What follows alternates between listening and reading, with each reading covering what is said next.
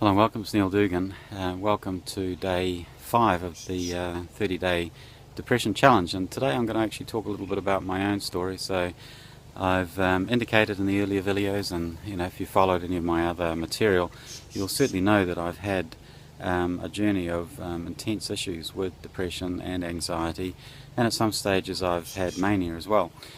And my self-help journey, which is really what this set of videos was being stimulated by, is what I'm going to talk about here today. So I had what would really amount to sort of manic tendencies going on for many years, leading up to an event about 8 years ago. And the event of about 8 years ago was the event which put me into a very profound state of depression.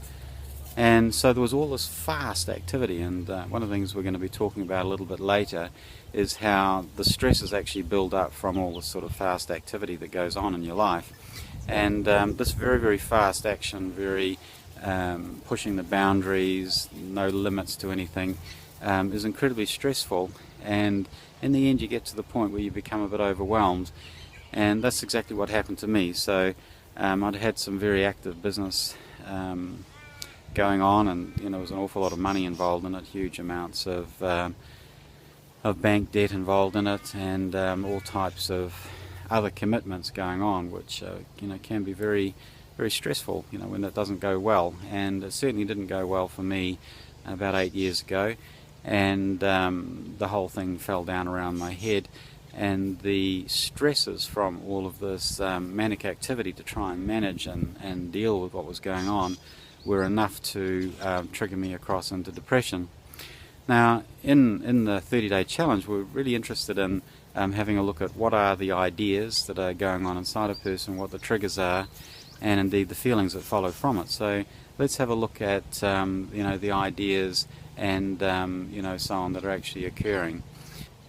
So the first thing that comes up for me as I'm talking to you about this is a set of ideas, is the ideas around not being good enough. So I had this tremendous sense that I'd actually let myself down, I'd let my wife down, my then wife down, I'd let down my children, I'd let down the investors who had invested in this business, and I just felt as though I was the person who would disappoint other people. So the idea or the concept is that I, Neil Dugan, am the person who lets down other people.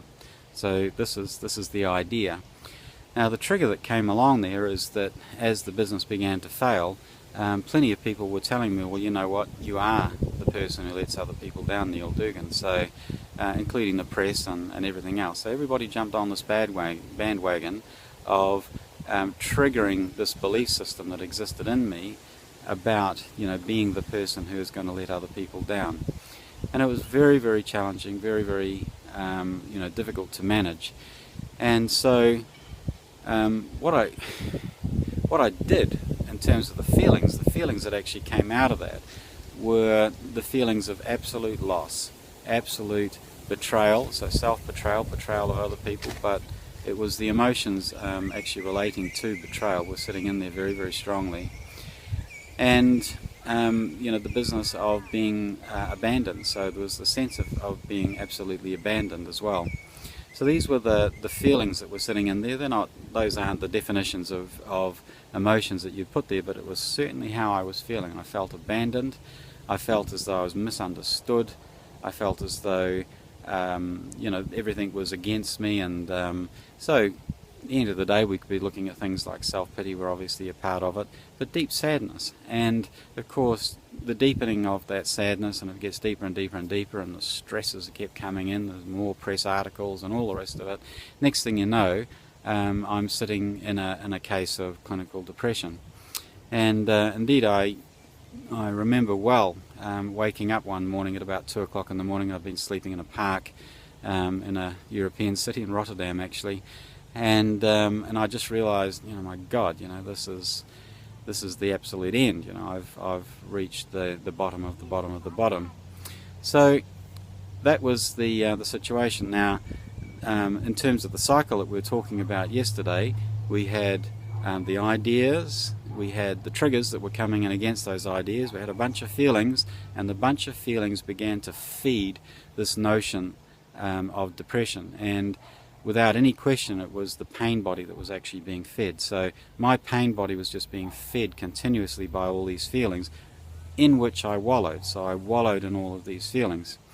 So what could I have done? Well, 8 years ago I didn't really know better. So could I have made different decisions 8 years ago? Only if I had had the kind of information which is available to me today. I only have this information available to me today because of a journey about actually managing depression. So I have to look back now on what was happening 8 years ago and have gratitude for the opportunity. So I wouldn't have had this opportunity of making these videos and talking to you today if I hadn't had that kind of experience and that type of situation occur. And that type of illness actually develop in me. So in our modelling, as we're talking about there, obviously this pain body is just getting fed and fed and fed, becoming bigger and bigger and bigger, and the real body, the real physical body, is beginning to show symptoms of it, and the symptoms were the symptoms of depression. So all of the normal symptoms, which we can talk about a little bit later as well. So I just wanted to talk a little bit about the genuine place that I come from when I'm talking about depression. I really understand this topic, and I certainly understand the road that I used to actually begin to manage my way out of it. And the road was to begin to examine the ideas, see the triggers that were coming in, watch those triggers as they entered, then sense what the feelings were, disassociate the feelings from the trigger and from the idea, so take away the power of those feelings, and beyond anything else is just don't feed that pain body. So this is what I learned to do, and this is what I'm going to help you all to do as well. So thanks for watching, and look out for the next video on the 30-day depression challenge. So thanks for watching. Bye.